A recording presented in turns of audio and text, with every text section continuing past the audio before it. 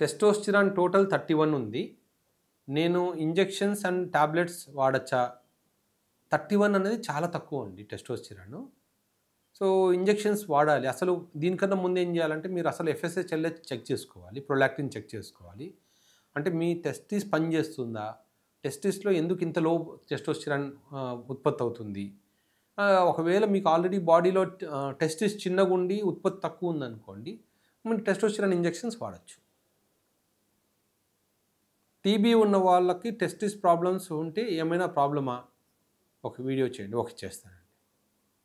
Sir, నా age 22 years. నాకు ఫ్రీక్వెంట్‌గా నైట్ ఫాల్ అవుతుంది. ఎందుకంటారు? హై టెస్టోస్టిరాన్ వలన లేదా లో టెస్టోస్టిరాన్ వలన? నైట్ ఫాల్ అనేది జనరలీ నైట్ ఫాల్ అనేది జబ్బు కాదు.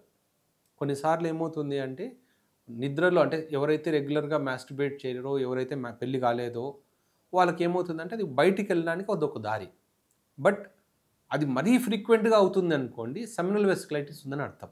అంటే సీమెన్‌లో ఇన్ఫెక్షన్ ఉంటే ప్రాస్టేట్‌లో కానీ సెమినల్ వెసికల్‌లో ఇట్లాంటివి రావచ్చు. సో, మరీ రోజు అవుతుందనుకోండి, ఒకసారి సీమెన్ కల్చర్, ట్రాన్స్‌రెక్టల్ అల్ట్రాసౌండ్ చేయించుకోవాలి. గ్రేడ్ 2 వారికోసిల్ ఉంటే ఆపరేషన్ చేసుకోవాలా సార్? ఇది చూడండి, ఇప్పుడు మీకు ఒకవేళ వారికోసిల్ ఉన్నంత మాత్రాన కంపల్సరీ ఆపరేషన్ చేయాలని ఏం లేదు. ఒకవేళ వారికోసిల్ ఉండి స్పెర్మ్ కౌంట్ కానీ క్వాలిటీ కానీ తక్కువ ఉన్నా, లేదా టెస్టోస్టిరాన్ బాడీలో ఉత్పత్తి తక్కువ ఉన్నా, లేదా దానివల్ల వేరే అంటే టెస్టిస్ సైజ్ తగ్గిపోతున్నా అప్పుడు మనం ఆపరేషన్ చేయాలి తప్ప, ఇవన్నీ ఏమీ లేకుండా ఓన్లీ స్కాన్ చేసుకున్నప్పుడు గ్రేడ్ 2 కనిపించినా అవసరం లేదు. మనం స్పెర్మ్ బాగుందా, హార్మోన్ బాగుందా, ఇవి చెక్ చేసుకుంటాం. ఇవి బాగుంటే తొందరగా పడి గ్రేడ్ 2కి చేయాల్సిన అవసరం లేదు. సార్, టెస్టికల్స్ లేవు అయినా సెక్స్ చేస్తున్నాను కానీ వీర్యం రావట్లేదు, ఏంటి ప్రాబ్లం? టెస్టికల్స్కి చిన్నప్పుడు దెబ్బ తగిలింది, అప్పటి నుంచి టెస్టికల్స్ తగ్గి అసలు లేకుండా పోయాయి. మోస్ట్లీ మీది ఏంటంటే చిన్నప్పుడు ఎప్పుడో దెబ్బ తగలడం వల్ల టెస్టికులర్ అట్రోఫీ వచ్చిందండి. సో, టెస్టికులర్ అట్రోఫీ వల్ల ఏమవుతుందంటే టెస్టిస్ పని చేయకుండా అయిపోయాయి.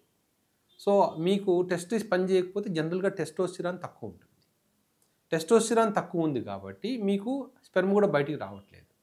సో, అందుకని మీకు అసలు టెస్టోస్టిరాన్ లేకపోతే టెస్టోస్టిరాన్ చూసుకొని మళ్ళీ రీప్లేస్మెంట్ ఇచ్చామనుకోండి, మళ్ళీ వీర్యం రావడం మొదలుపెడుతుంది. కానీ టెస్టిస్ లేవు కాబట్టి స్పెర్మ్ కౌంట్ ఉండకపోవచ్చు మీకు.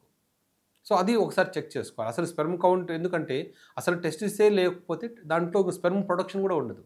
వీర్యం రావడం వేరు, ఆ వీర్యంలో స్పెర్మ్స్ ఉండడం వేరు.